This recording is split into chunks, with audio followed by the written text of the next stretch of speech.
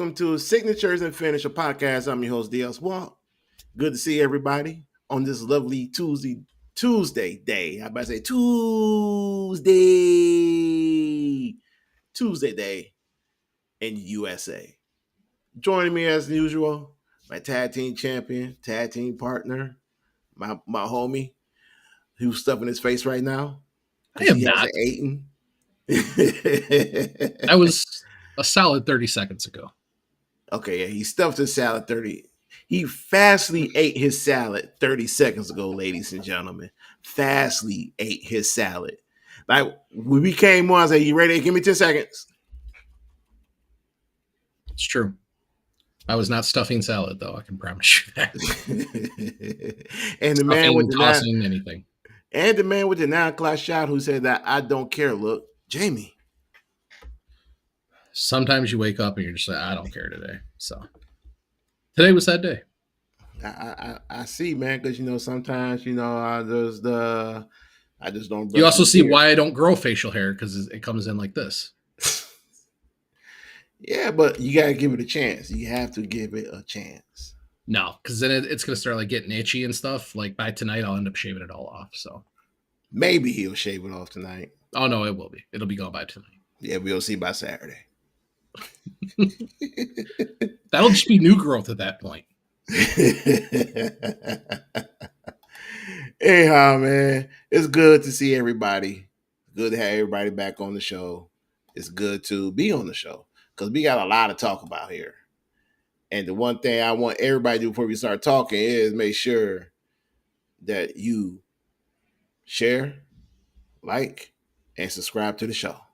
Secondly, like, subscribe, and comment on the show. I don't care when you comment. You can comment now. You can comment 24 hours from now. I don't care. Just make sure you like, subscribe, and comment, and like, subscribe, and share because it pays the bills. Go on old episodes, comment on old episodes, and tell us that we're wrong. Right. So just make sure you handle that because we like to get paid. Even though we do this for the love of the game, but we still like to get paid. So I'm just letting y'all know that right now.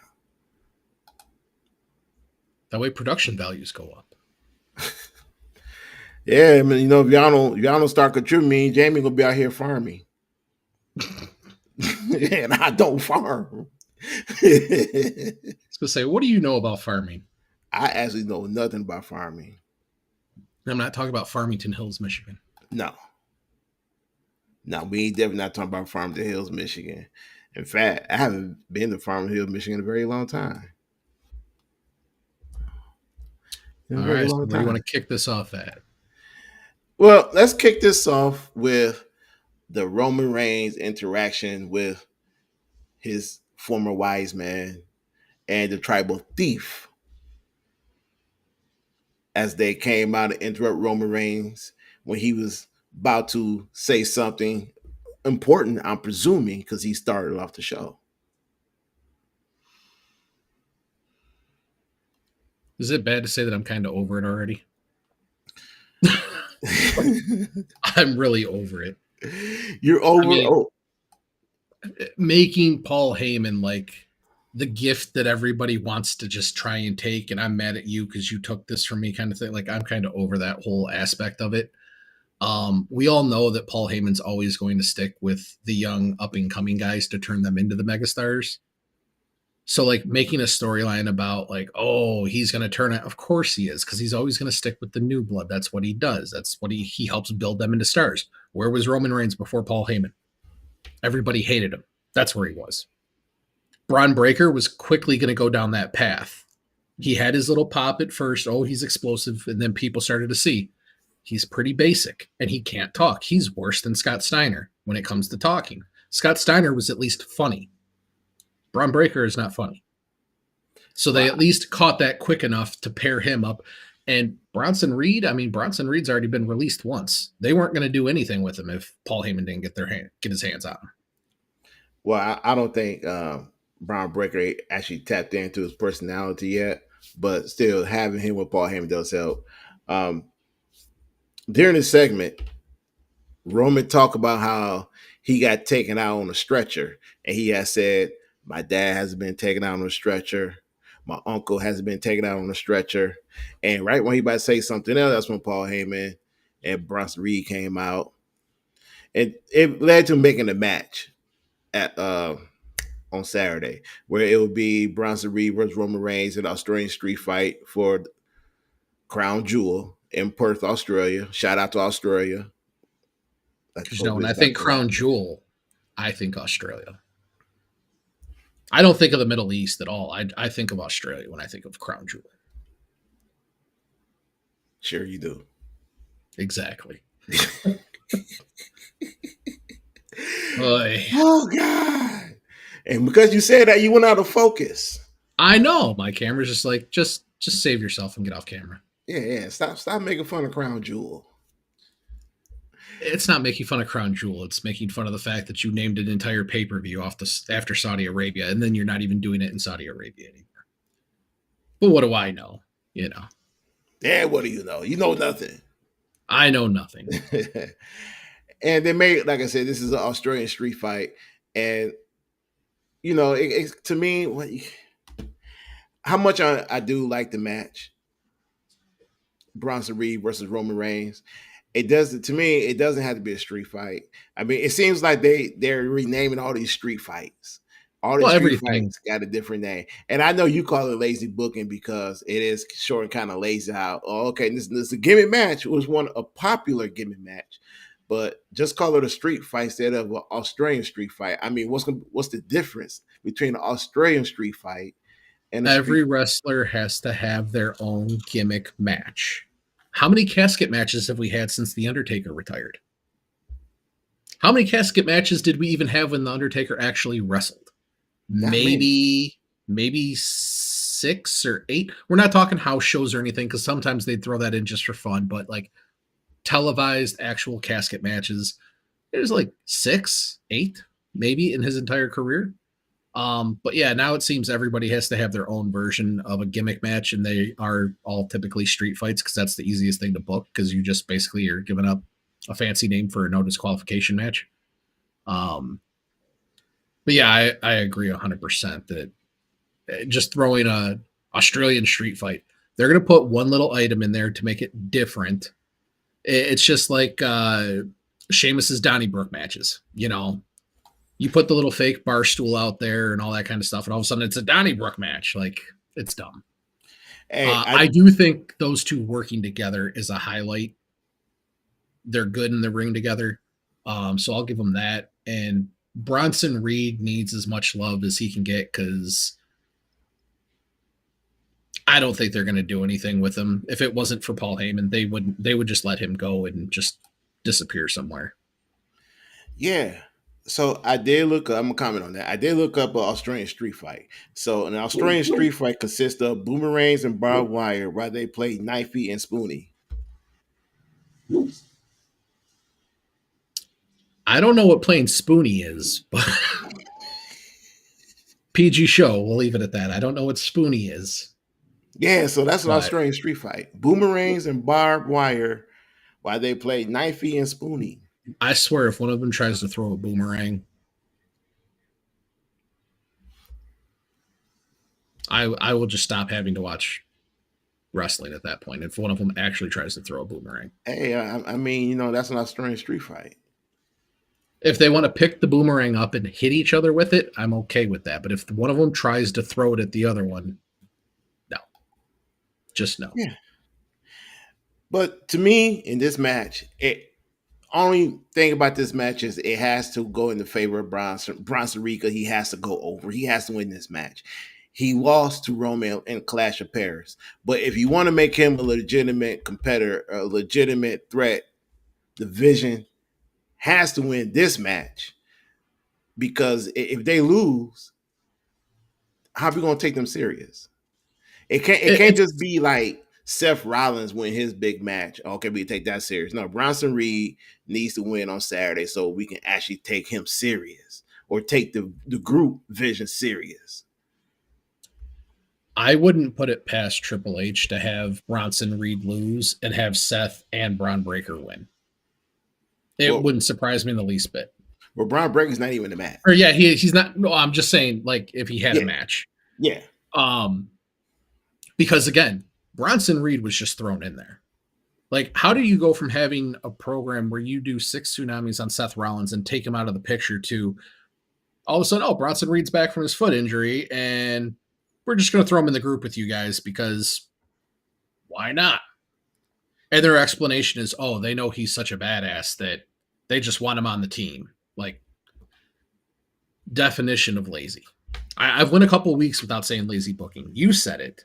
So I've been actively trying to be nice and not say it. But the whole having Bronson Reed in there, you gave no build up to putting him in there. You did nothing to make it credible. So I wouldn't be surprised if they let him lose because, again, he was just an add on. I'm happy that they're giving him a program with Roman to actually do something because he is an incredibly talented guy, especially for a guy his size. He moves well. He's got a good move set. He could be a little more entertaining. This whole tribal thief thing is bringing out a little personality in him, which is good. And he could be a big star. And I hope they actually do let him win. If they let him lose, then that tells you all you need to know about what their plans are with him. He might as well just sit back and just write out his contract and wait to leave. If he wins, okay, then you've got something to talk about. And honestly, he should win. Roman's had his time in the spotlight. Roman had way more time in the spotlight than he ever should have got.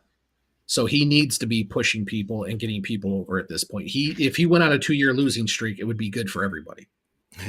I don't think I ain't gonna say 2 years, but I don't think if Roman loses, it's not gonna hurt Roman at all because Roman's still gonna No. be on the top of the food chain. So Well, that's what I'm saying losing, is like he's not going to lose for 2 years, but he needs to be putting people over. He needs to be doing what essentially CM Punk was doing until this whole Seth Rollins, AJ Lee thing of or just doing people or, over. or doing what John Cena has done every time he has came back. He put the younger Mm-hmm. guys over. He loses. He puts a good matchup, but he loses the match so these guys can elevate their career. He So loses matches he shouldn't lose when it's just bad booking decisions, like him losing to Solo Sikoa. What'd you do with that? You did nothing with that. yeah, if you're gonna if he's gonna lose to Solo Sikoa, that means you got to elevate Solo, and you didn't do anything with Solo after he beat John Cena. You waited what about a year and a half, 2 years to put the United States Championship on him? Mm-hmm. Yeah, You gave him a prime time run in the spotlight with the whole Bloodline OG thing, and that was kind of dull, lackluster at best. And now he's slowly fading away. I mean, he's a good number 2, number 3 guy. He's not going to be a main event guy. The best thing about Solo Sikoa right now is how he acts in the ring. Like, funny, his facial expressions are mostly the best thing that you can rely on. As a wrestler, I'd say he's probably one of the most boring on the show. yeah, but I like Solo when he's in the ring and he wrestles. He just needs some rest personality. He needs to stand out a little bit more wrestling wise, not his facial expression. That's what I'm Wrestling saying. Like, yeah. he needs to have personality. And putting him as the head of the group, the whole MFT thing, don't get me started on that. That's also terrible. Yeah. I'm glad that's kind of done and over with. But the one thing that Roman said yesterday that he started everyone, him and Bronson Reed fighting, was the quote that they walk in. Where is that quote? They walked in like a couple of tough guys, but they seem to be walking out like a couple of bees. Everybody know, man. Once you say that, those are fighting words. Paul Heyman didn't get the opportunity to stop Bronson Reed, and Bronson Reed went to the ring, fought Roman. You know how that goes. Be going brawl because you called me a bee. Okay. But what the difference between this time around with Roman and Bronson compared to their Clash of Paris encounter is that I kind of think this match is going to lead to something else bigger for both guys. And what I mean by that, I mean like this might lead to a War Games. This might lead to probably a third off match between these guys, or this might go into okay, I did my feud with Bronson Reed. Now it's time to go ahead and start doing my thing with Braun Breaker. We're gonna find out. either way, it's all going to lead into war games. I mean, you've got the Usos back together with Roman. They're not going to, they didn't put that together to not have it used at war games. So it's only a matter of time before it all comes back together. Um, no, I don't think Brock Lesnar, like you were saying, is going to be involved in that match. I mean, he could be, but I would highly, highly doubt it. I'm Um, starting to lean towards what you say. I don't think so either. I just, to me, if they're gonna do war games, I would rather have a 3-on-3. It makes more sense that way. It makes that's more what I said. sense to have Seth Division versus the OG Bloodline. That's not half. Nobody else come in. They don't need Punk. They don't need LA Knight. They don't need Brock. They don't need Cody Rhodes. They don't need Drew McIntyre. They don't need a fourth member. They don't need none of that. Let's just have 3-on-3 and go from there. Have 3-on-3 Mm-hmm. match. Better team wins. Absolutely. Yeah. No, just adding more people at this point, like you'd have to start building up a decent story to add other people in, and they're not focused on doing that at all. No. I think what they're focusing on right now is the one thing I say I've been waiting is that they want to tell a story. I just didn't know it's going to be in this type of way. But don't comment on that now, Jamie, because we're going to talk about the story down towards the end of the show. The way they're doing is different, but we're getting there. So that's why in my mind I'm thinking, okay, so if they was going to add a fourth member, they would have done it before SummerSlam. They would have done it before Saturday Night's Main Event. They would have done it 3 months ago. They were going to add a fourth member, but the three that they have right now, plus Heyman and Roman, Jimmy and Jay, it fits perfect. So if they're going to do war games, that just have a 3-on-3. Let's not add no more of the people. That these three guys handle out because eventually this story going to have to come to an end. Yeah.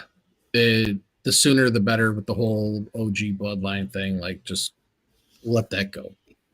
I wouldn't be surprised if they did bring Rikishi out at this point, though. I mean, they've been,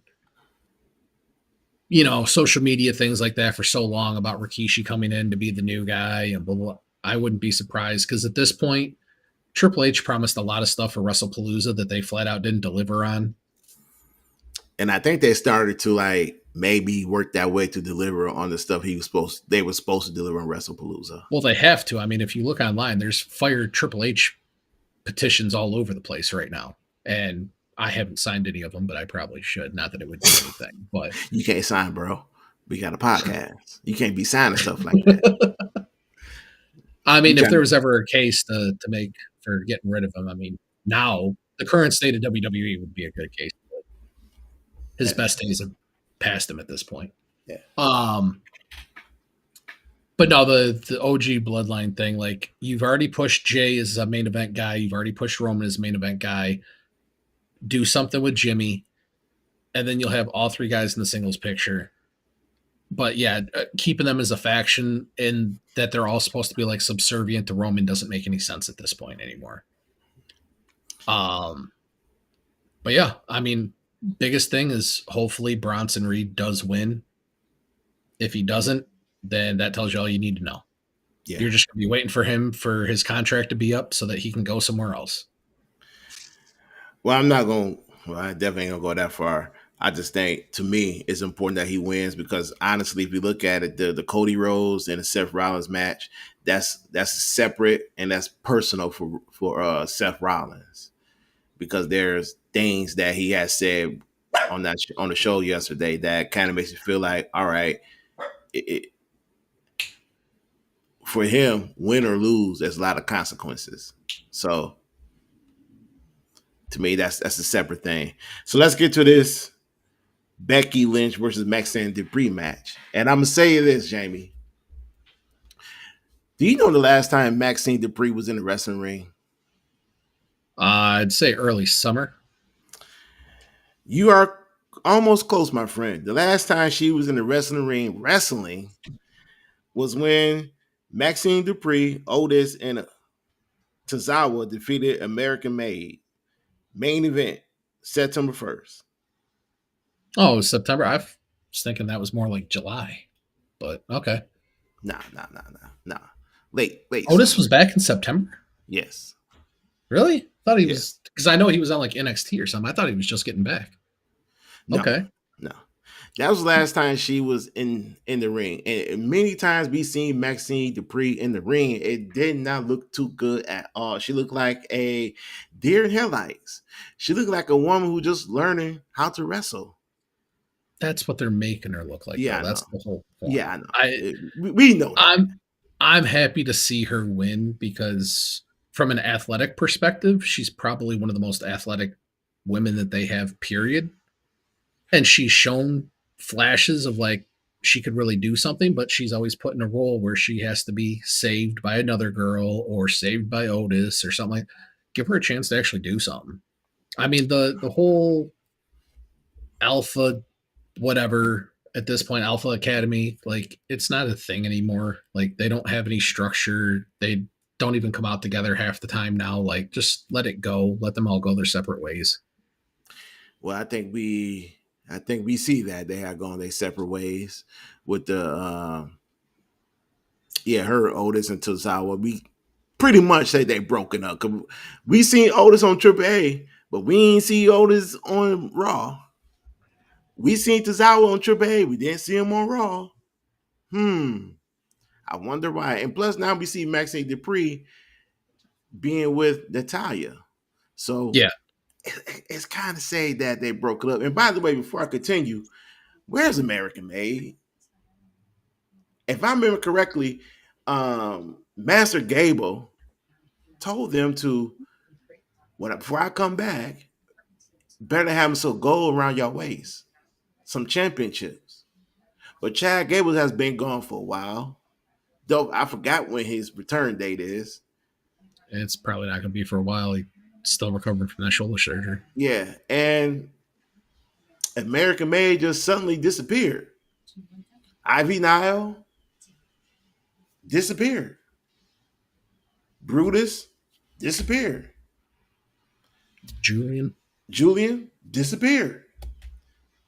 I mean, we just haven't seen them. I mean, they can't be in catering all day, every day. Well, you know they love tag team wrestling, so I mean, once upon a time, I kind of thought Ivy Neal was about to get a push to challenge for the Intercontinental title, but somehow they just took a little detour and like, nah, we ain't gonna let that happen. I remember Julian and Brutus was about to. They were supposed to be the next tag team champions.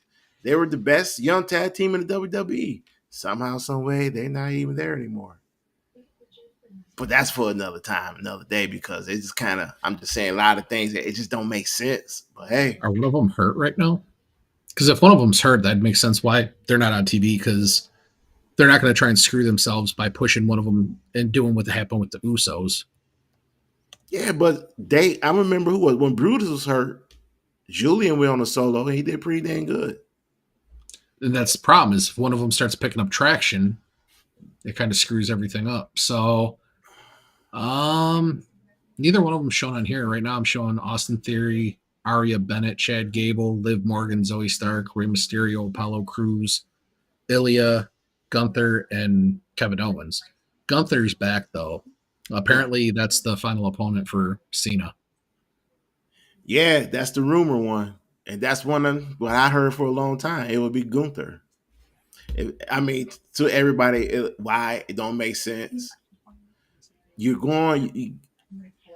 John Cena is going against the top heel in the WWE, and Gunther, probably one of the best performers, one of the best wrestlers in the WWE, Gunther. So it doesn't matter. This is WWE.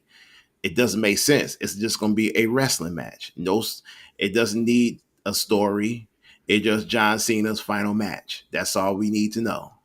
The problem is it would have made a lot of sense and it would have mattered if he just didn't get destroyed by Brock Lesnar. If he would have lost a close match or something like that, that's fine. If he would have went on a winning streak and then loses his final match or something, that would have been fine too. Losing to Gunther should be used to propel him as this is your monster heel, this is the guy. But you just had him get destroyed in 8 minutes by Brock Lesnar. Now you have him going into a match this weekend with no hype, no build up, no nothing around it. Just, oh, hey, we're throwing these two together. and everybody go cheer for John Cena, even though you just watched him get demolished, probably worse than the other loss that he had to Brock. It wouldn't have made sense if they had some type of interaction during this retirement Yeah. run. If they had some type of interaction, some type of square off on the microphone or somewhat, yeah, that I think it would have made sense because okay, now you setting it up his opponent where at some point he's gonna fight Gunther down the road. That would have made sense. That I can get with, but what I can't get with is at some point now Gunther's gonna come back, and at some point they're gonna have their interaction, and that interaction should have happened months ago. So now they're gonna set up this little interaction, this little mini story, and these two guys gonna end up wrestling each other. Allegedly, John Cena's final opponent, December 13th in Washington D.C. It just the backwards of telling this little mini story. You gotta love it. You gotta love WWE. But the thing, I want to get back to the Becky Lynch and Maxine Dupree match. What I liked about the match was that Becky Lynch just kind of showed everybody why she is highly think of as one of the best wrestlers and women's wrestlers in the WWE because the way she carried this match and the way she made Maxine Dupree look good, but also the way that Maxine Dupree just took this to a whole nother level and started showcasing things that she's been working on and the things that, when we all thought that she can't wrestle and she's not that good, she actually held her own and put on a good show. Now, yes, she won Viva Countout. We all know why. I mean, Becky Lynch trash talking to the fans. 9 times out of 10, 9 times out of 10, Becky Lynch is not going to get counted out for that. But no, that's her new gimmick is that she's going to let the fans interfere with everything she does. That's why every time she does a promo, Sports Illustrated says, I'm the best women's wrestler in the world. That's her new gimmick. Yeah, it went from that before that, but she was drawing with her the official, had the referee cornered, drawing with her. Maxine went outside, got into a Maxine Dupree. Like, how can you beat somebody up on the outside of the ring? Turn your back. Their opponent you beat up rolls into the ring. And I kind of figured it kind of looked like, did Becky turn around for a minute? Did she like a slight turn and watch? It just didn't. I don't know, man. Sometimes I kind of think the logic of a lot of this stuff just really don't make sense. Because if I know I beat somebody pretty bad outside the ring, I don't expect them to beat the 10 count. Well, I'm one of the people that believes in not giving Becky Lynch nearly as much credit as she gets. I actually find her to be pretty obnoxious and pretty bad. Anytime there's weapons used in a match that Becky Lynch is in, she's the worst performer in the ring. I'll give you an example last night when she picked up that Prime bottle. Could you have thrown that any lighter if you tried? A couple weeks ago when she wrestled Lyra Valkyria in the kendo stick match, she's putting her arms above her head. Like, it doesn't even look real. Like, the whole point is you're supposed to make it look real. And she's like, oh, you're about to hit me? Let me put my arms above my head now. Like, she gets way too much credit. Hey, I kind of thought the Prime bottle was a little too heavy for her. I mean, maybe it was, but watching her pick that up and then, like, push it, I'm like, twice. Yeah. Like, I'm happy they're doing something with Maxine because WWE has a problem that you thought would have gotten better with Triple H that actually seems to be worse under Triple H. Vince McMahon likes his funny characters. And that's why R-Truth has been around for so long. Triple H, you think, might have fixed that a little bit or not focused on it. But he seems to embrace it just as much, if not more. And that's where Maxine Dupree was.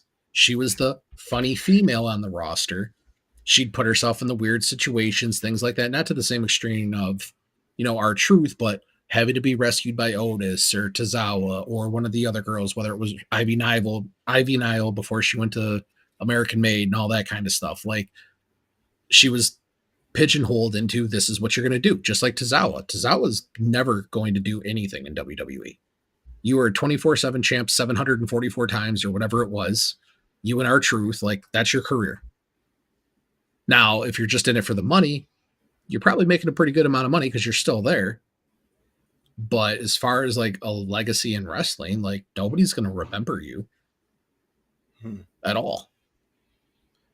I was thinking more of the Chelsea Green, the more of the comedian type wrestler, females on the female side.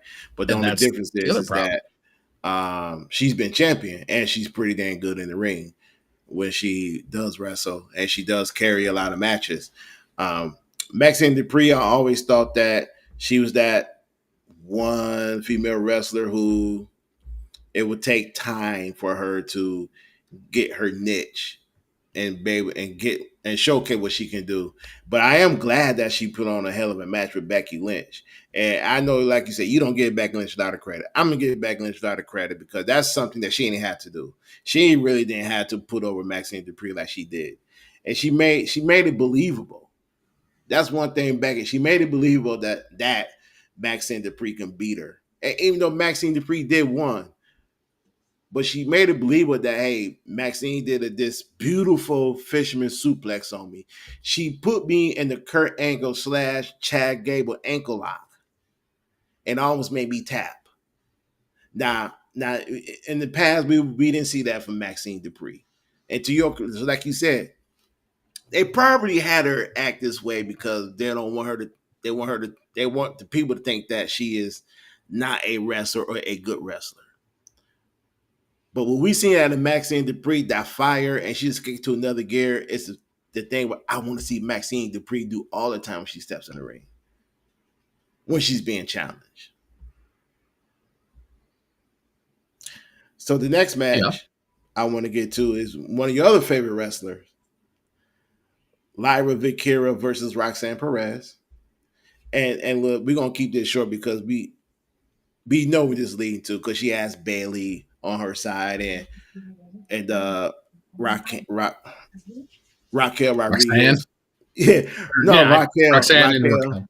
Raquel's on the other end with Roxanne, and this story is not about Roxanne Perez or Raquel Rodriguez versus Bailey and Lyra. It's not about that. This is about Lyra and Bailey, and at some point, Bailey gonna go ape nuts and gonna beat the crap out of Lyra. And this whole story and set up because you look at it how they got Bailey having being the Randy Orton with multiple personalities in her brain, her mind, and they all talking to her, and she just waiting to channel in on one that'll give her that one direction. And this is their way of slow turning Bailey heel, in which I don't like the slow turning because the W gonna slow burn and drag this out as long as they can. This is a move that should be done a long time ago. If you want to get the best out of Bailey, this move should happen a long time ago. I am happy that they're doing this. I'm happy that she's doing this on Lyra. I just like I said, this should have happened months ago with this. Yeah, I mean, we all know it's you're using Raquel Rodriguez and Roxanne Perez as just the catalyst to tell the story of Yeah, Lyra and Bailey, and it's going to be at SummerSlam or SummerSlam Survivor Series. Wow. Yeah, got someone on the mind right. It's just going to be turning into a tag team match for SummerSlam, and Roxanne and Raquel are going to win because Bailey's again. going to do something to screw it up, and that's going to be the catalyst of pushing the feud over the top. And it's going to be Bailey and Lyra. Yeah, I'm glad that Lyra's not back in a championship picture already. She got her, history making run already.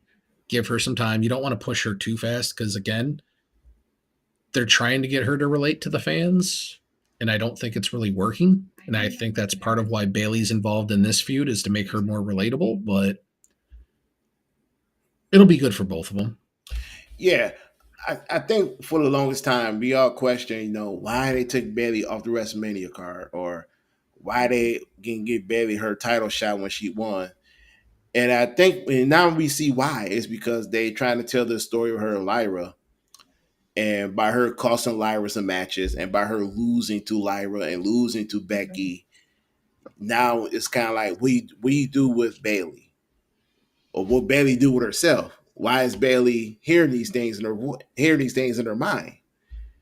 And now they just to me it's like Bailey playing this little game to with Lyra to present herself as she's crazy right now. She's hearing things. She's hearing voices. We don't know which Bailey we're gonna get every week.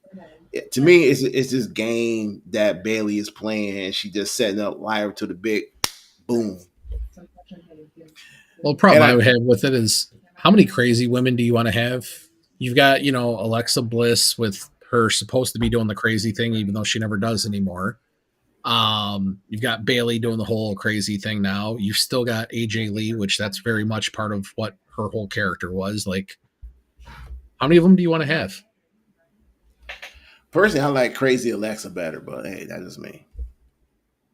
I will say I've seen some of the shorts and stuff that they've done on social media. They're actually pretty funny together. I don't mind it. And But besides, yeah, I mean, Bray Wyatt, Alexa Bliss was a lot better. yeah, and besides, Alexa, her character is crazy still, and she is playing this little crazy game with Charlotte Flair that Charlotte Flair don't even know about. And like I said, it's to me, it's kind of like the Lyra and Bailey situation. It's just that as soon as they lose these tag team titles, you gonna see the real Alexa Bliss come out, Mm-hmm. or you gonna see the real Charlotte Flair come out. But I wish I It'll doubt be that. Alexa Bliss Yeah, because they're desperately trying to keep Charlotte Flair a from being a face. heel. That backfired on them so bad at Royal Rumble that they're still trying to recover. They thought she was going to come back and get cheered and everybody's going to love her. She's going to win. It's going to be great. And it was the exact opposite. Yeah. Now remember, it's not the WWE. Charlotte wants to be a face. Just Spark to give her character some refreshing because she's been a heel most of her run. So, I mean, you can't. I don't know, man. Forget that. It don't make sense to me. I mean, no, Make it no. make I sense. mean, no, no. I'm just saying, like, if your best part of your character is being a heel, be a heel. Now, to refresh your character, yeah, you can refresh your character, but that doesn't mean make your character into a face.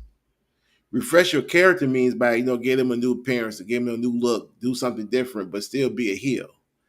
If Not you want to being learn how to refresh your character, you talk to The Undertaker, you talk to Chris Jericho. Those are the first two places I would start. Anytime The Undertaker was gone for an extended period of time, what happened? He came back with a new look, new theme song, new like variations of his theme song. Until he came back as the biker, and then it was completely just overhaul. But it was always slight variations to the look, to this, to that. Jericho, same thing. Cut the hair off, come back with the shiny jackets, come back without the shiny jackets, and just little tweaks to keep everything new and fresh. Change the move setup, change the finisher, all these kinds of things. And he's always a different Jericho. Now he's severely middle aged and needs to just call it a career and become a manager or something. But he's still hanging on with us. well, yeah. Even even with Bailey and Alexa Bliss, and I know this is one of our off-topic conversations. You both women work better as heels, not as faces, because it's not natural for either one of them. They try it's only take them so far.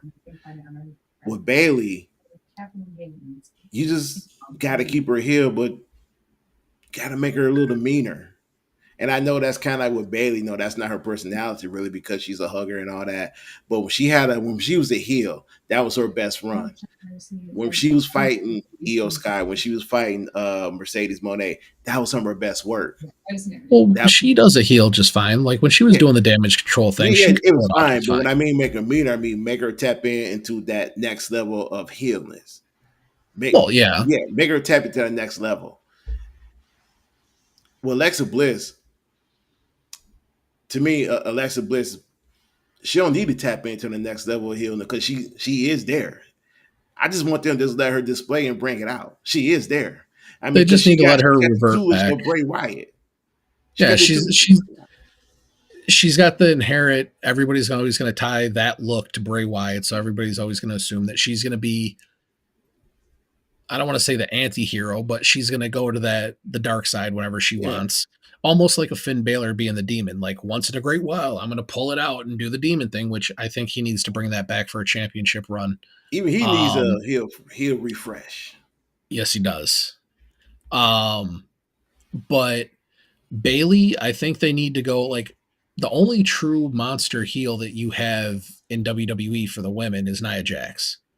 And part of that is because Nia Jax has hurt people in the past. So people, if they tried to push Nia Jax as a face, it would never work Well, they got because she's got two, she's but they got too much built up. right. Well, you got two monster heels, but you continue to push one of them as a face, and she keeps messing up. So there we go. You talk about Jade. Jade's not even in the conversation because she's just not good. Um, Wow. But keep going, keep going, keep she's going. just not good. What they need to do, back to what I was saying with Nia Jax, is Nia Jax has a reputation that she's hurt people in the past. And again, I don't think that's so much her fault. I think it's doesn't know her own strength compared to who she's wrestling. They need to take that strategy though and apply it to Bailey. Have Bailey hurt some people, obviously as a work, as a story, but she needs to violently hurt somebody. Maybe a And couple make it people, kind of believable. like a kind of like a legend killer thing that they did with Randy Orton, where he was putting all the legends out with the punts and stuff. Have her have a move where she just puts people out. Have a couple of people off TV for a few weeks. Make it believable. That would put her over into the heel conversation. And she could play it off as all the I went crazy and instead of just beating people up like you beat up Lyria every single week, but yet she keeps coming back like a puppy dog. One more. Yeah.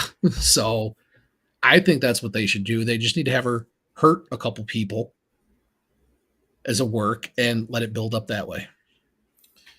Yeah, it'll make more sense, more believable. More I we credible. don't Yeah. yeah I don't need Bailey to be hearing voices in her head. I mean we don't need the female version of Randy Orton. I mean No, I'm not Randy saying go, you're not going to get, Fabulous Moolah anymore. Yeah, there are right no women legends that you're really going to go get and punt. Like nobody's going to let Trish Stratus do that. I mean, you're not going to do it to Mickey James. You're not going to do it to Gail Kim.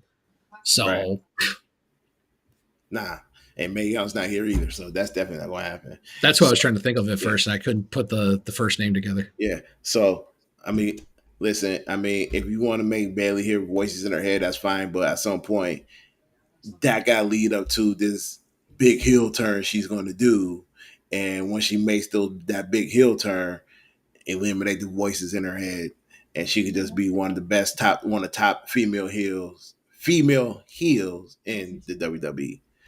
Um, an interesting promo by CM Punk, and he went on. He said that he's vowed to earn his title back by the end of the year. And before he said anything else, LA Knight came out. He's still not been in his pursuit of the world title. He gave CM Punk some credit on Covenant Love, but claimed he has never been more focused on being a husband than winning a title from Rollins. Cares about being a husband more about winning.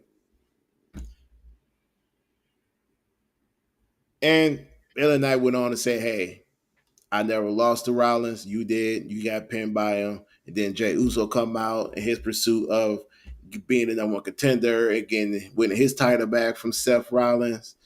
It seems like Seth Rollins has three baby faces, allegedly, who are all want their titles back from Seth Rollins.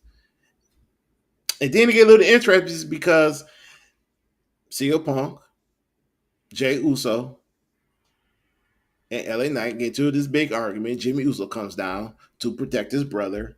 Jimmy Uso was probably the only guy in the ring that got a clear mind what's about to go happen. Jay Uso super kicks LA Knight, and CM Punk turns around, go to sleep on Jay Uso. And that led to the main event that night for a tag team match. The Usos versus Punk and 9. And when I got out of this whole thing, really, is that Seth Rollins has 3 guys who all of a sudden wants a shot at the World Heavyweight title, and but only one of them really deserved their shot at the title, and that's Jey Uso, because Jey Uso never got his rematch. Not I'm saying happy about CM that. Punk don't Just saying. deserve it, because he does deserve a shot, but at the same time, he had his rematch clause. He had his rematch fight, and he lost to Seth Rollins. So to me, he goes to the back of the line. LA Knight, even though he beat Rollins, but you're still not gonna get a shot because you're still just not there yet. You too. Now, I'm not saying that the W saying that you're just not there yet. But Jey Oh, I know. Uso definitely deserved his rematch clause to get his rematch for the title. A rematch he had never got since he lost the title to Gunther. I'm happy about that, by the way. I know you are. I heard you cheering all the way from the South. That's one of those weird things with the whole rematch clause. It's one of the things I do like about AEW is they are pretty consistent with things like that when it comes to like keeping track of records and things like that. Like back in the day when we watched when we were all kids, many moons ago, you always had your rematch clauses and things like that. Now it's basically subjective of if Triple H wants to let you have another shot to put it on TV again. There is no, if you lose the title, you're automatically going to get a rematch, blah, blah, blah. We're just going to throw it out there when we want to use it and when we don't. Because like you said, Jey Uso never got a rematch. Now somebody else has the title. Do you really qualify for a rematch? Like, no, because somebody else beat that person. So, it is what it is. But I wish there was more consistency. Like, this is what we're going to do, just like stripping of the titles. Oh, well, this person's going to be out for X amount of time. Naomi, she's going to be out for 9 months, so we're going to take the title from her. But somebody else is going to be out for 6 months. Oh, it's okay for them to keep the title. We don't really care that much. The Women's United States Championship. This is going to be the first time it's ever defended on a PLE. It's been out for almost a year. Like, there's no consistency to any of this stuff. Yeah, because they don't care about the Women's United States Championship. No, they threw it out there just because they're like, oh, we have too many women now. We better give them all championships. They're going to cry more than they did about Evolution. So here's a couple titles. And again, you've got Julia holding the United States title. Has she defended it yet? At all? She did. Did I miss it on SmackDown? She did. No, she did. She did. Get Selena Vega. That's right. When she first got it. Yeah. But so since she that, did the one. no. But since then, no. Because they haven't used her. That's my point. Like, unless it's backstage segments. That was it. That's what I'm saying is like there's no consistency. Like, you haven't defended the belt. Like, why haven't you been stripped? Is it her fault she hasn't defended it? No, they just haven't booked her to do anything. And it's not because SmackDown has been so riveting that you just don't have time. Like, they're just not using her. Yeah. And she is by hands down their best wrestler. Oh yeah. Hands down their best wrestler. And probably next to Stephanie Bakir, who we haven't seen on TV in about a week or two. Well, she's probably around Chile just parading the belt around, which I would be too, honestly. Yeah, but still though, you want your women's champion to be on TV. If your women's Intercontinental champion is on TV, I probably want my women's champion on TV because I got to set up her next feud. Just like if you got Tiffany Stratton on TV all the time fighting the same 3 people for the last 3-4 months, I better have my United States champion on TV too because don't be hating we're on gonna the put her in a feud that might be a lot fresher than we'll be seeing out of our top women's champion. So yeah, that's where I come from. Don't be hating on the future female John Cena and Tiffany Stratton. I'm not fighting hating, the same man. 3 people all the time. It's going to be Jade Cargill and Nia Jax the rest of her career. It seems that way. It seems that way. I'm not honestly, honest to God, it seems that way because I kind of feel like even when Bianca Belair come back, we don't know what show she's gonna be on, but when she's come back, Is is we that sad that we would complain about getting constant matches of John Cena, Randy Orton, John Cena, Edge, Edge, Orton? Like, it seems like why would you complain about that? But when it happened every single pay per view for like 3 years, maybe even a little bit longer than that, almost every single pay per view was Cena versus Edge, Cena versus Orton, Orton versus Cena, or Orton versus Edge. It was just a mixture of those three guys for like 3+ years, and it just wears you out. yeah. And now just thinking about it, going back in time, I kind of miss those matches because they They were were all freaking good. good Yeah, they were and they good were matches, telling the but story, and we took it, those for granted. That is put it that way. As fans, yeah, we took those for granted compared to what we're seeing now. yeah. But Um, during that segment, we seen Roman Reigns and Jimmy Uso talking, and Roman remind Jimmy, um, "I hear things and I see things. What is wrong with me?" No, he's not. He said, "What is wrong?" Where is that quote? Um, he said, "What is wrong with your brother taking advice from me?" And Jimmy didn't say anything, but he ain't had to say anything because we all know what he was thinking. Taking advice from you means he's gonna act like you. That's all about. So mhm, we're gonna move it on to the next best story in the on, well, I can't say on Raw, in the WWE. Io Sky and the Kabuki Warriors. that's Yesterday she right. fought Kyrie Sane and she beat Kyrie Sane yesterday.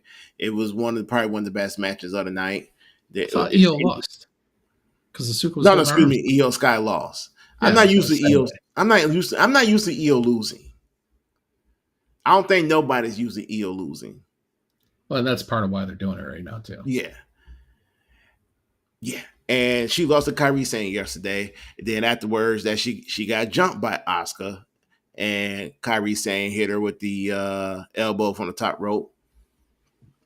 And I love how they telling this story about Io, Kyrie, and Asuka, how their family, but now the family is can't get back together.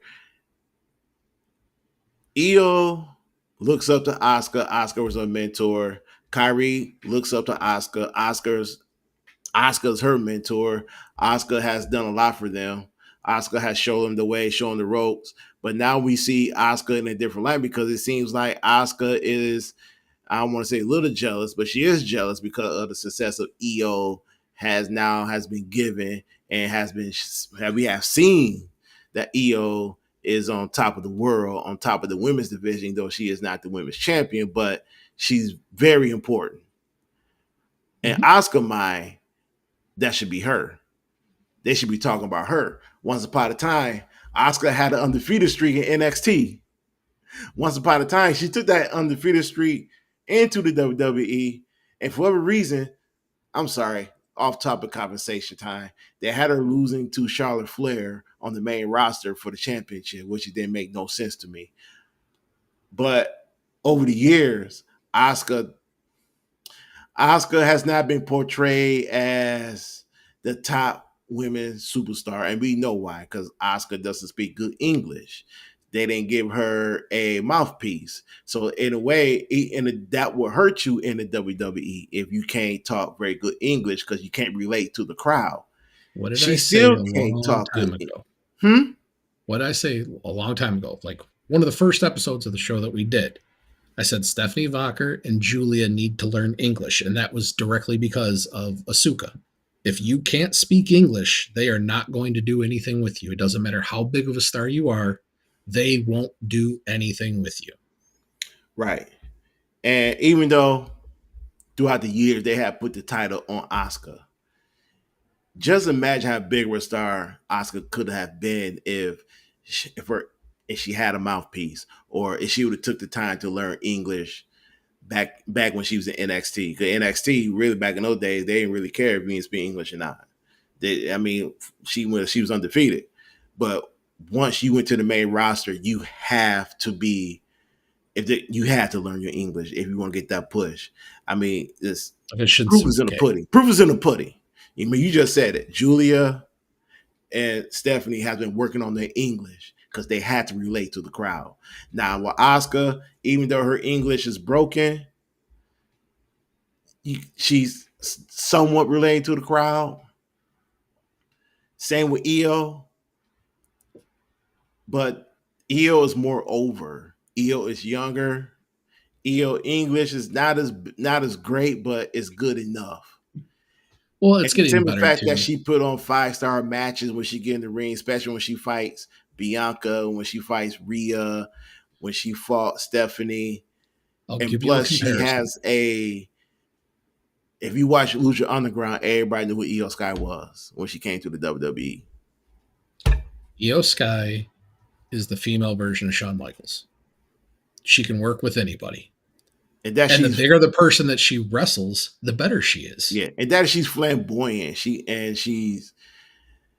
yeah, like you said, she got that Shawn Michael appeal. But she's flamboyant. She's colorful. And plus she just has a good wrestler. Like I said, she Yeah. is the female Shawn Michaels. She is everything that he is. Yeah. So what I'm getting at is what Oscar see that Oscar sees that could be me in EO Sky. So when you're a mentor of someone, when you're a mentor and you see your student outshining you, outbest you in everything you do, Oscar feels some type of way. Kyrie saying not so much. The comparison though is it's almost like the exact opposite story of what the Usos are doing. You've got Jimmy trying to be the one to calm everything down and things like that because he knows Jay's getting out of control and things like that. And with the whole now CM Punk and LA Knight getting involved in the whole thing, where Kyrie Sane is like the subservient one doing everything she doesn't want to do, attacking EO, attacking Rhea because Asuka wants her to do it. It's almost like a complete opposite. Right. And I think it would be far more beneficial if Kyrie starts to stick up for herself and doesn't turn on both of them, but turns on Asuka, but at the same time defends herself from all the attacks from Io, and it turns into a three-way and tell the story between the three of them. And because Kyrie Sane's worked her butt off too, she deserves a shot at something besides tag team titles because they don't Yes. care about tag team wrestling. And Yeah. she has the nicest elbow off the top rope since the Macho Man. Yeah. And we seen Shawn Michaels try to do it. We see a lot of wrestlers trying to do the elbow, and Kyrie um her Tell CM Punk to stop. He's embarrassing with it. hey man, he just do his dedication to old school. He's the It's he's not. the old school It's guy. not good.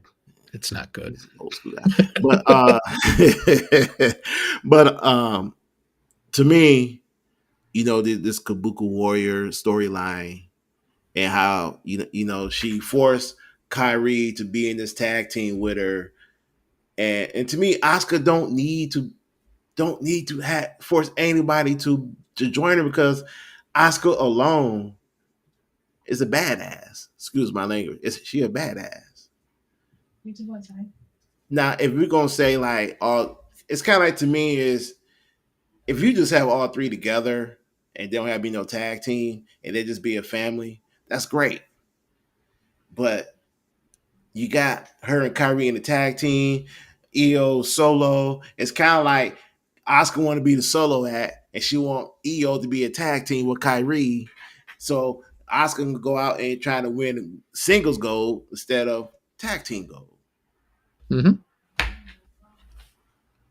And her relationship with Rhea and other wrestlers, it kind of they make it to that Oscar. Oscar is jealous, and she is showing it that she is jealous of EO. But it goes back what I was my little statement earlier is that when Oscar looks at EO, she sees herself, and she sees herself in a way as what could have been for her. She could be on that huge stage, that platform, on that top of the mountain that Io's on right now. Everybody's talking about Io, but not talking about Oscar. Mhm.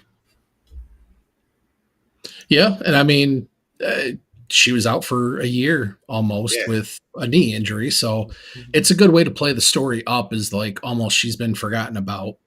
Um, I think Asuka does do better as a heel to begin with. yeah, she is. Um, she can play into it a lot more.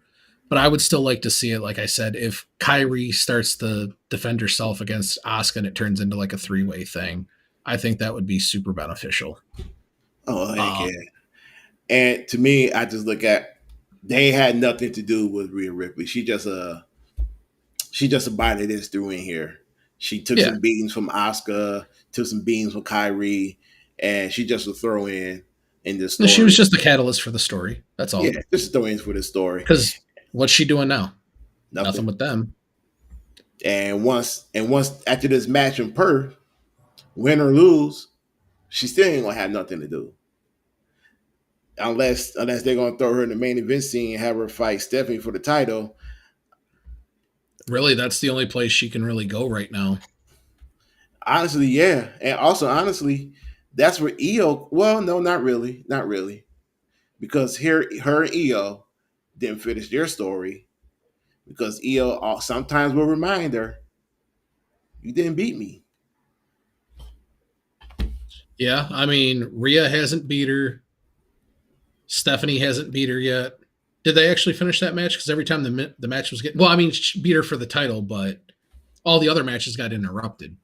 Um, but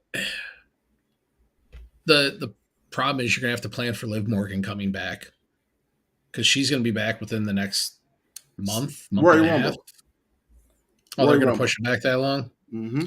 because they were saying before December, but um, you're still gonna have to plan for her, which she's got the whole Judgment Day thing, so that's not really a big deal. But again, Bianca Belair, as we brought up, she's going to be better suited on Raw than she is SmackDown. She'll probably go to SmackDown because SmackDown needs more help. But again, that's where the whole brand split thing just it doesn't do anybody any good because when one show gets stale, you got to freshen it up somehow. Yeah. And I think it was Bianca herself even said she wants to get in the ring with Rhea Ripley and finish this feud that they have because she felt that Io was the third wheel of this whole story, and Io should have never been part of this story.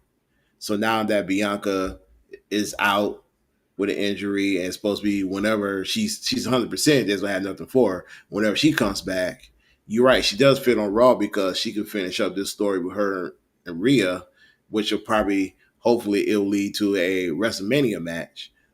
But she does fit right with Rhea because she has a story right there. You put her on SmackDown and she'll feud with Tiffany Stratton, Jay Cargo, and Nia Jax. Even though it would make sense her fade with Jade, it wouldn't make sense because it'll go back to square one with Jade where Bianca would have to do everything. If she feud Mm-hmm. with Tiffany, Bianca would have to do everything. We already seen her feud with Nia Jax. Yeah, So I mean, Bianca's taken a big hit by having to be saddled with Jade to begin with. Like, you yeah, take her out of all the main event picture and everything else because you have to, yeah, you gave her the gold. Again, you're paying Jade all this money. You got to get something out of her. Let's put belts right, on her and see what right. happens. But But at the same time, you're saddling Bianca right, to and have to then carry all these matches. yeah, right, and then it'll be the same way with Tiffany. Even though Tiffany is a little more better, is a better wrestler than Jade.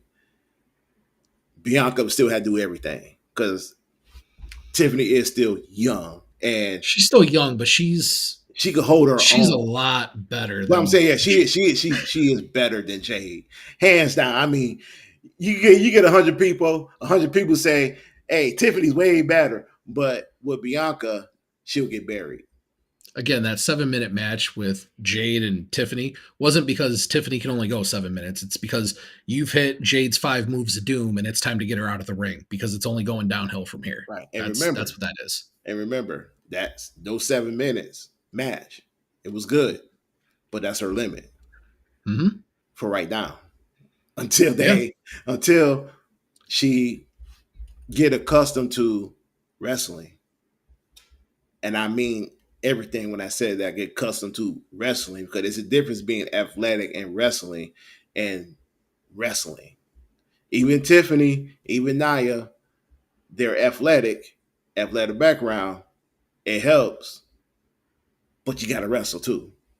The Hmm. difference is those two ladies. Well, excuse me. The difference is the champion is far advanced. I hate to say that because I want to think that all those ladies are far advanced. Naya is just big and strong and showing her own strength. Jade just need to learn how to wrestle. So that's enough of that. Cause that was hard for me to say. Boy, that took a lot out of me. Whew, that was a lot. I ain't lying on that one. That was a I lot. was getting a little lost there where you were going, and I'm Yeah, glad me you just too. Because I was saying it's that was a lot. Basically, I just said all that to say that Jade's no good, but she has the potential to be good, but she's no good right now. I do not hate Jade Cargill. I was like her biggest fan in AEW. And you still the biggest Um, fan. I'm not her biggest fan. I think if she was to go and take time off, go train with Booker T, who has a proven track record of making stars, you could be looking at the greatest women's wrestler of all time. I don't think it'll ever happen. I think you're going to get that more out of Tiffany Stratton or EO than you'll ever get it from Jade, but it could happen if she was to go train with Booker T. Booker T's begged for it. He's like, give her to me. Let me work with her. Hey, look at Roxanne Perez. Yeah. Roxanne's amazing. I don't even get to talk about Roxanne enough. She's amazing. Oh yeah, oh yeah. And by the way, do you know who discovered and worked with Jade in wrestling before she became a wrestler? No, because she went straight to AEW, which means I didn't really care at the time. Mark Henry. It's not surprising. Yeah. So let's Also, not get the person I necessarily want to get trained from either, though. World's Strongest Man. Yeah, if I want to bend a quarter with my thumbs, then sure, that's probably going to help me out. But as far as wrestling, you're not going to get a whole lot. Hey, Jay can do that, by the way. Jay can do that. Jay can do that. All right, so let's get to what we want to talk about. The storyline that everybody knows about, the Vision and the Bloodline drama. And the storyline I want to hit on is the Bloodline because we've seen the Bloodline storyline evolve over the years. And we're gonna have to discount the previous one because that one was solo. That wasn't Bloodline Story. That I don't know what that was. When I mean the Bloodline Story, I'm talking about Roman Reigns and the Usos. Because now we see the evolution of the OG Bloodline. And what I mean we seen the evolution is that we seen Roman was champion and he lost his title. Now we see him as well, he see himself on God mode. He sees himself as bigger than the title. We seen Jay Uso, main event Jay Uso went from a pupil to a guy who was getting beat up by his cousin for not following directions to a guy who actually won the World Heavyweight Championship for 51 days until he lost it to Gunther. And now we see a man possessed on trying to get his title back. And no fun intended. We just see Jimmy Uso, the guy who's on the sideline, who's watching what's going on. He's seeing his brother become Roman, and he see Roman stand as Roman, but Roman's also has tapped in and to be something like a wise man as well. The And only Jimmy, benefit to this entire story is if they both treat Jimmy like the whipping boy, which puts him out on his own to actually go get a singles run. well, I'm glad you said that because if you, I don't know if you watched that segment yet, when Mm-hmm. they both was like, yo, you don't know what it's like. You don't know what it feels like to win something and lose it. And you just got that thirst, that hunger to get it back. And I think well, Jimmy does know because Jimmy's a tag team champion with Jay. But these guys, but the way they said it in the way of and you didn't win you never won a singles title, so you don't know what it's like to lose your title, and that thirst to get it back. You do whatever it takes to get it back. You do everything you can to get it back, and you see Jay's attitude is so aggressive. Even when Roman was not that Roman was fighting Bronson Reed in Australia for Crown Jewel, and Roman was talking about it. You see Jay had his back turned to him, and he did one of these like, "I got your back. Yeah, I got you. Don't even worry about it. I got you." And Roman him with that, "I don't need no help. I got this." And as the day goes, and when that with the Uso in the tag team match for main event. Jay didn't want to be no tag team. Jay, like, I'm not. You try to make me into a tag team wrestler. I'm not going back to be a tag team wrestler. It kind of made Jimmy that man out of this whole situation. And kind of like you said, it's going to force Jimmy to go on his own and win a singles title to understand what his brother and cousin's coming from. That's the evolution I'm talking about. This is Roman. This is Jay. And this is Jimmy. Jimmy don't fit in nowhere. Jimmy's going eventually going to have to let his brother learn the hard way, take his lumps, and let him walk his path until he can bring him back in. Roman's going to be Roman, but Roman has tapped into the Paul Heyman of the wise man, passing out or giving out advice to his cousins. That's that evolution. Now we don't know what it's going to lead to. We don't know what it's going to lead to Roman be on his own, or Jay be on his own, or Jimmy be on his own, or it's going to bring those three back closer. We don't know. But what we do know is that right now, Jimmy feels like the odd man out of this whole situation. And it's going to be the WWE going to have to be very careful how they tell this part of the Bloodline story, because now it's about what you guys going to do with Jimmy. How is Jimmy is going to be able to relate to his cousins? Is he still going to be the man with that's thinking right? Is he still going to be that guy where he see his brother becoming Roman and he's not going to do anything about it and let his brother just be out there? Or is he going to continue still to will his brother in? Because we all know he's going to let Roman do whatever. It's interesting how they're going to tell this story. I mean, if it's anything other than Jimmy getting a solo run towards a title, then they failed. That's just the Yeah, basic answer. yeah. It's going. That has to happen. It has to happen. It has to happen because you can't continue to diss Jimmy and keep saying, well, you don't know what it's like until you have a singles title. If you're gonna make these three guys a group again as equals, Jimmy gonna need a single run at a title. He might need to run with the world's heavyweight title. Be honest with you, because I don't think he'll get that respect if he wins the IC title. Jimmy would have to be a world champion of somewhat.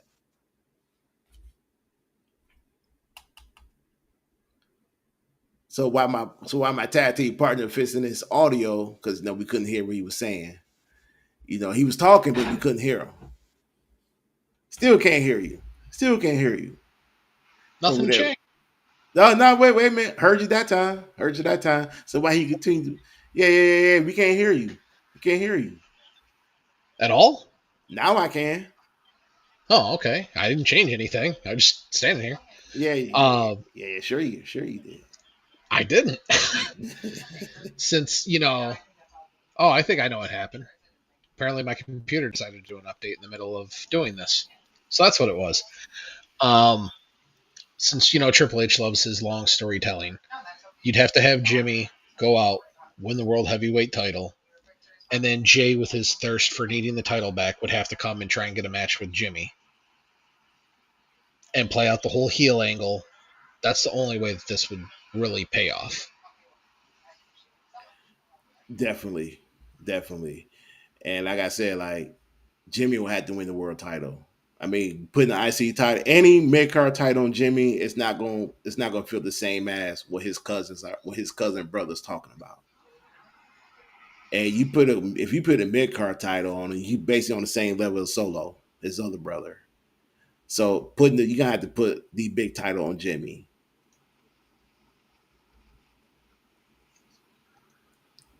Stomp, stomp. There we go. Okay, can you hear me again? Yeah, I can Yeah, hear cut you. out. Sorry. Peter decided to do an update.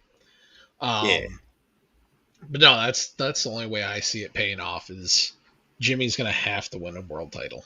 yes. And if you're gonna put it on Sami Zayn, perfect person to take it off Sami Zayn, Jimmy. Get all those guys, all the guys that you just need to clear out with some point of giving them a world title. Just back them all up, back to back to back, clean it all up. Because again, we all know the world heavyweight title is just the nobody cares about title. It's just there to give more people an opportunity to say they're a world champ. The only title that actually matters in the company is the WWE title. That's it. Well, I like to say this though: the World Heavyweight title is might be the most important title right now, but it's the title that is getting no work Well, yeah, compared it's to the the working World man's Heavyweight. championship. That's what you tell people to make it sound more glorified than what it is. Yeah, yeah. I mean, compared to World Heavyweight Championship, everybody wants that title because everybody wants to be the guy who holds that title. Compared to nobody really other than Drew McIntyre, Randy Orton is going after that title after the WWE World Heavyweight Championship. So that goes to show you the level of competition compare the Cody Rhodes title to Seth Rollins title. Seth Rollins is so high, everybody want his title to beat him. Cody Rhodes ice cold. Which one's easier to obtain? Hell, for me, Cody's. WWE is so in bed with Cody Rhodes, I it's mean, actually if you look, I repulsive. only say that because with Seth title, man, you gotta fight like 3 or 4 people. That's not even including the people in this faction. And taking the storylines out of it, they're not going to come off of Cody having that title anytime soon. I'll take my chances. They couldn't wait to put it back on him to begin with, which again, I don't.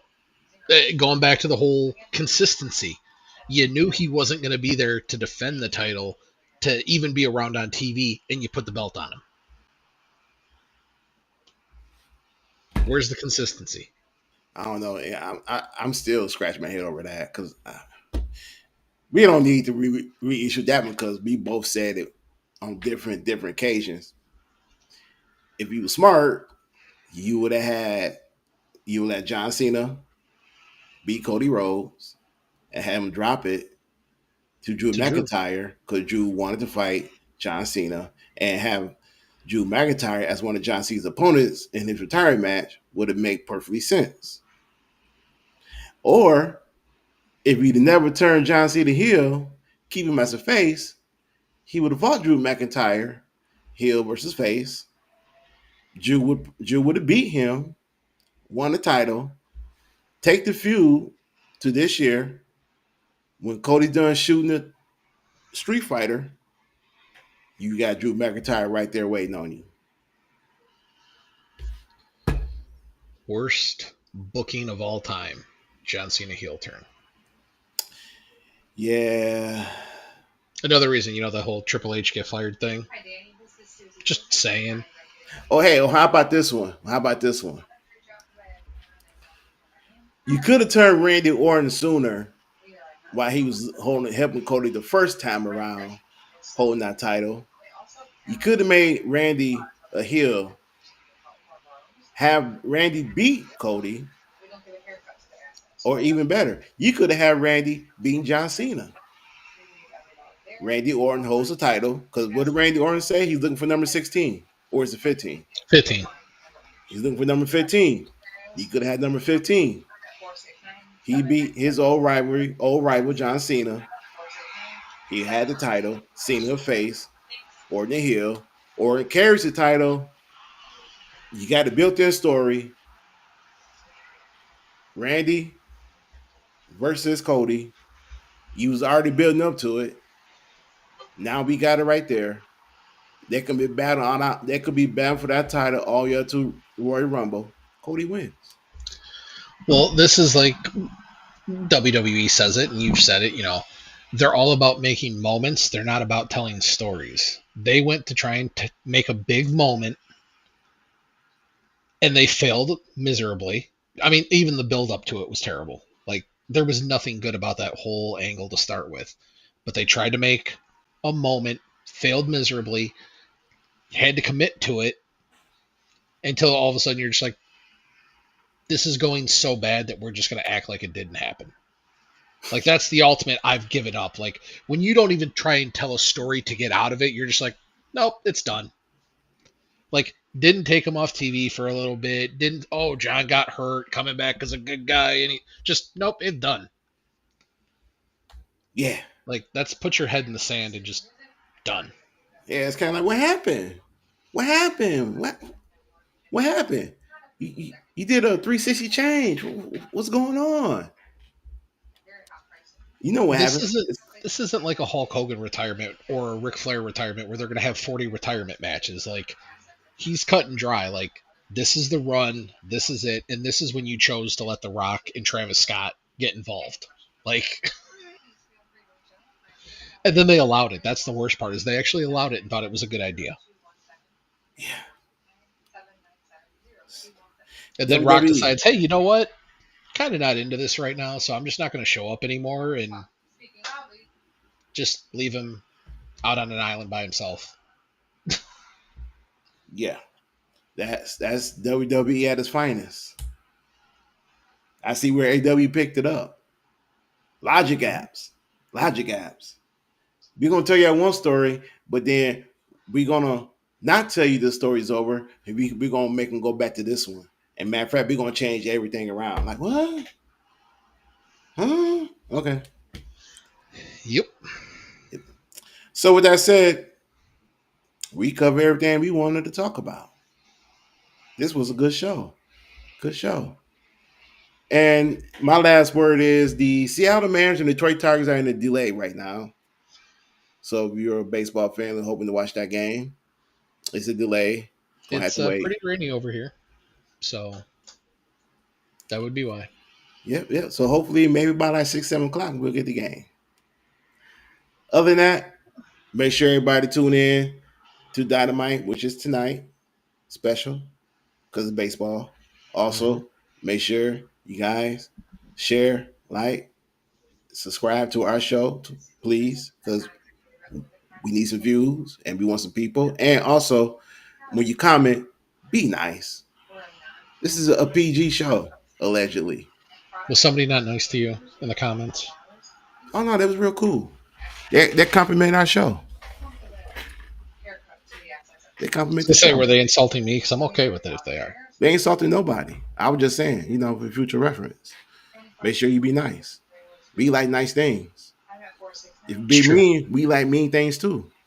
But before nice things. So with that said, everybody, this has been the Signature and Finishers Podcast, DS Walk. And that's No Yeet Jamie. And we'll catch you guys Saturday afternoon. Afternoon. Yep. And we're up out of here. Peace. Later.